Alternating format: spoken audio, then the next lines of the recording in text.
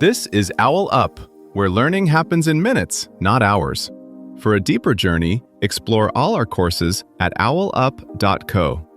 Now, let's dive in.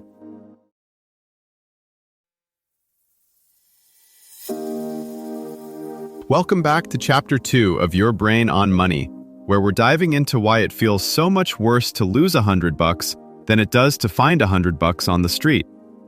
Today we're exploring loss aversion and how this sneaky mental trick keeps you clinging to those tanking stocks way longer than you should.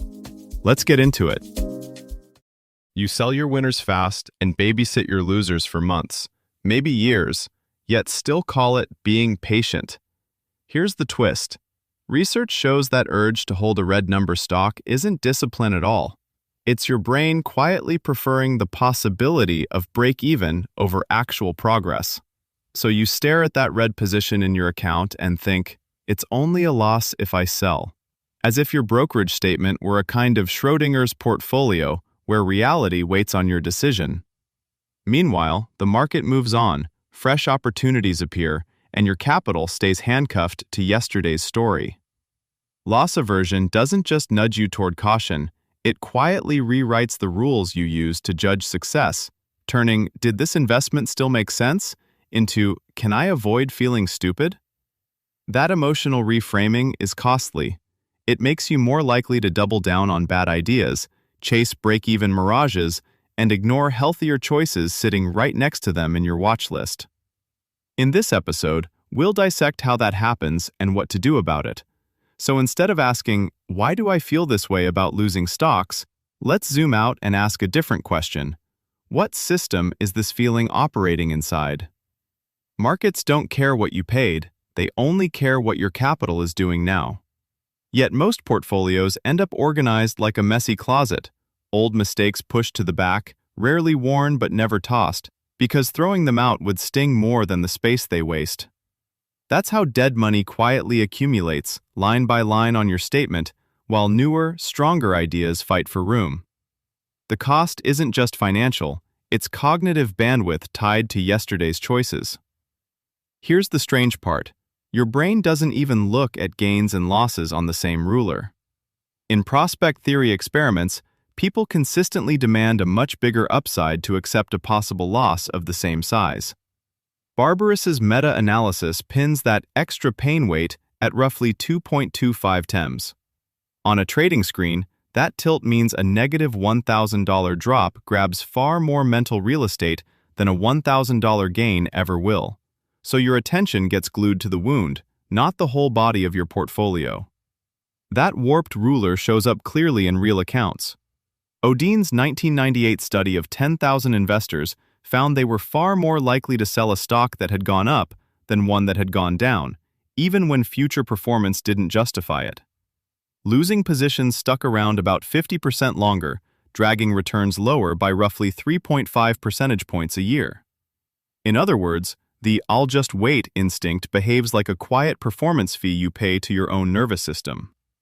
It gets more subtle when you zoom out from single trades to years of behavior. Morningstar's Mind the Gap report found that over a decade, U.S. investors earned about 6%, while their funds earned 8.4%. That 2.4-point gap is mostly timing, buying high, selling low.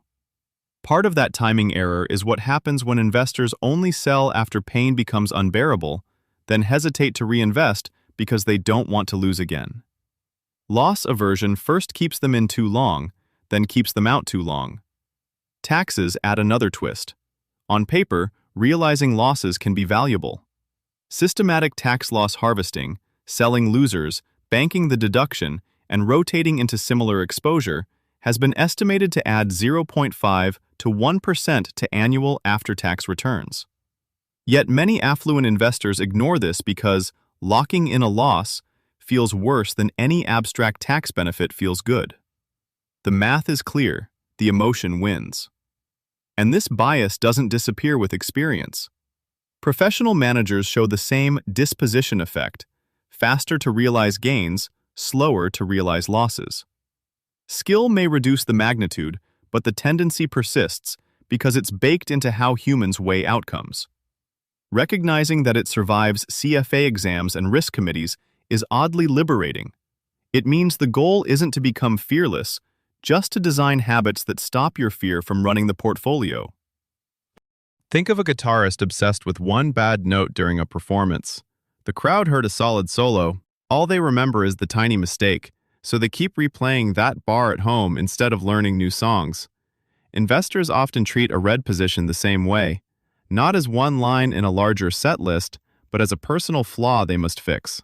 That's why you'll see someone happily add fresh cash to a sagging single name they want to get right, while refusing to add to a broad index fund that's quietly compounding. You can spot this in how people talk. Winners get numbers, up 38%. Losers get stories. This has to turn. The CEO has a plan. Stories make it harder to walk away. The more narrative you wrap around a loser, disruptor, undervalued gem, market overreaction, the more selling starts to feel like giving up on an identity, not reallocating capital.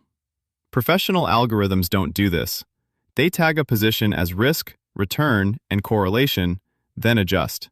No grudges, no redemption arcs, just, does this still earn its place today? Some fintech apps are already testing sell nudges. If a position lags your plan, they surface prompts the way fitness apps remind you to stand. Over time, AI could learn your personal pain thresholds and suggest actions before you freeze, flagging better replacements, surfacing tax angles, or even pausing impulse deposits into chronic losers. The open question: will these tools act like helpful coaches, or like casinos learning exactly which buttons to press? Noticing this bias is less about becoming fearless and more like tuning an instrument. Small adjustments, repeated often, change the whole sound. As tools get better at surfacing patterns you overlook, the real edge may belong to investors willing to treat each sell decision as a fresh audition. Would I buy this today?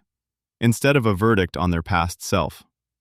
Before next week, ask yourself, 1. Looking at my portfolio right now, which specific losing stock am I holding mainly because I don't want to lock in a loss? And if I woke up with that same amount of cash instead, would I honestly choose to buy this stock today at this price? 2. If this stock dropped another 20%, what would I wish I had done today? And what concrete rule, for example, I sell if it's 25% below my purchase price, or if the thesis changes, would have protected me? 3. What original reason did I have for buying this stock? Growth story, valuation, dividend, etc. And does that reason still hold up based on current facts, not hope, when I read the latest earnings or news this week? This was OwlUp, your daily step forward. To keep learning with structured courses and more insights, go to owlup.co. Until tomorrow!